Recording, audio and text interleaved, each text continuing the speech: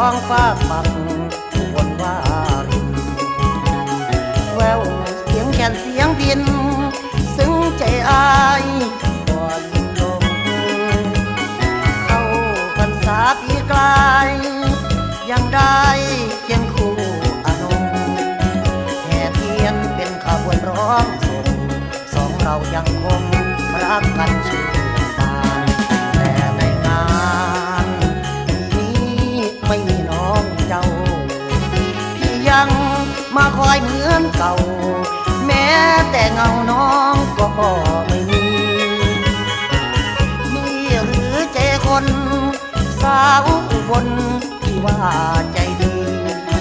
จากกันก็เพียง1 ปีแต่มาวันนี้น้องลืมสัญญามองหูฟ้าเห็นแต่แม่ข้าบัง